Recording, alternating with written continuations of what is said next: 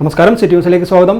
Yoga association ജില്ലാ കമ്മിറ്റിയുടെ നേതൃത്വത്തിൽ അന്താരാഷ്ട്ര യോഗാ ദിനമായ ജൂൺ 21 വിവിധ പരിപാടികളോടെ ആചരിക്കുമെന്ന് സംഘാടകർ അറിയിച്ചു.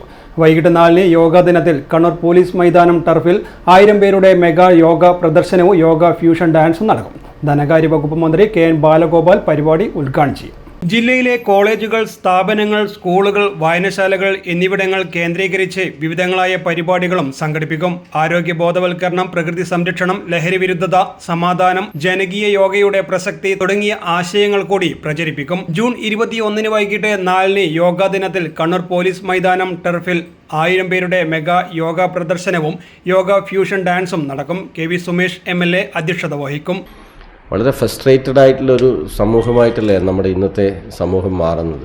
ഏതിലും അപ്പം അതിനെല്ലാം ആന്തരികമായ ഒരാളെ നല്ല ഒരാരോഗ്യ സമചിത്തതയുള്ള ഒരു മനസ്സുമൊക്കെ രൂപപ്പെടുത്തിയെടുക്കുന്നതിന് യോഗയ്ക്ക് ശാസ്ത്രീയമായിട്ട് തന്നെ തെളിയിക്കപ്പെട്ടതാണ്, വലിയ പങ്കുണ്ട്.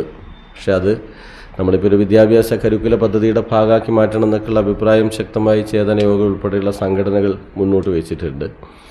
ഒപ്പം നമ്മുടെ ഒരു ദൈനംദിന ജീവിതത്തിൽ ഒട്ടേറെ ആളുകൾ ഇതിൻ്റെ ഭാഗമായിട്ട് ഇപ്പം നിൽക്കുന്നുണ്ട്, ഇതൊക്കെ ചെയ്യുന്നുണ്ട്.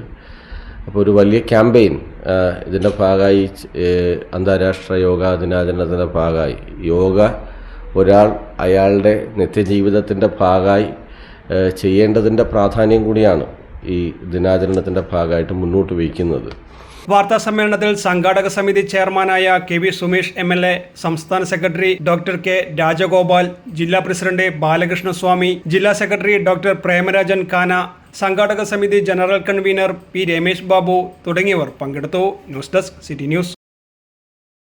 കൂടുതൽ വാർത്തകൾ അറിയുവാൻ സിറ്റി ചാനൽ വാട്സ്ആപ്പ് ഗ്രൂപ്പിൽ ജോയിൻ ചെയ്യുക. ഒപ്പം YouTube ചാനൽ സന്ദർശിക്കുക. വാർത്തയുടെ അവസാനിക്കുന്നില്ല. മറ്റൊരു വാർത്തയുമായി വീണ്ടും കാണാം. നമസ്കാരം.